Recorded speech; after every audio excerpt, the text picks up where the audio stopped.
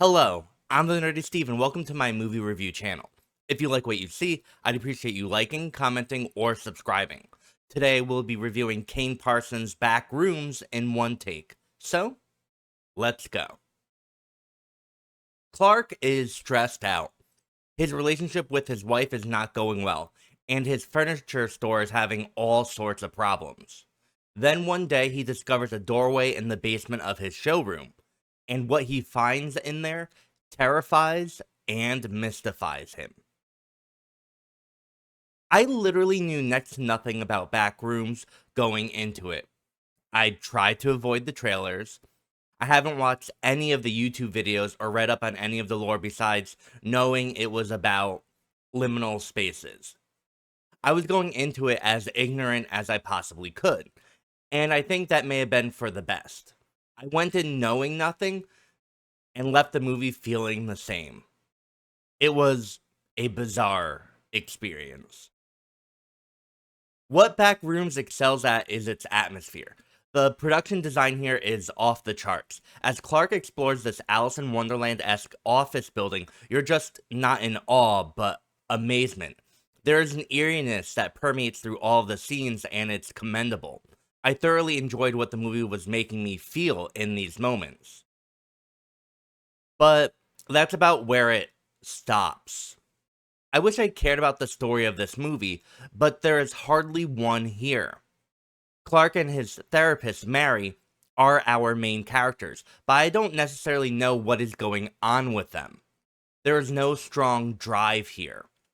There are reasons for why they're doing the things they're doing, but it's so vague.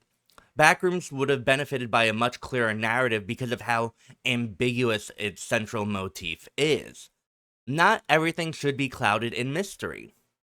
Or maybe it should and maybe you like that. I don't.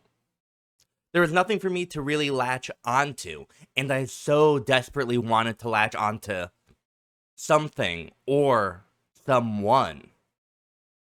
The movie has these parts that are found footage, and those are its best parts. It's truly the most terrifying and mysterious and shocking the film is. So much of this movie is slow wandering throughout this space, which I had no problem with, but it was aimless. These found footage sequences seem to have an objective and purpose. They're behaving on an entirely different level than the rest of the film, which makes them seem so great. And by comparison, makes the rest seem so mediocre. And I don't really want to say the film is mediocre. I just found the second half of the film to be incredibly disappointing. It just kind of loses itself in itself. Maybe I missed something. That could be it. But it just starts to meander into really weird spaces that I found to be boring. There are a lot of strong choices made here, which I appreciate, but the second half of the movie just could not agree with me less. Maybe it will work for you. For instance, I did not find the final conflict to have any real sense of dread or intensity. It just didn't connect with me. Overall, I wish I liked Backrooms more. I just found it not to be a cohesive piece. The film went into many weird places that didn't build into anything that I ultimately found compelling or enjoyable. Sadly, it was the opposite for me. As the film went on, the more lost I got.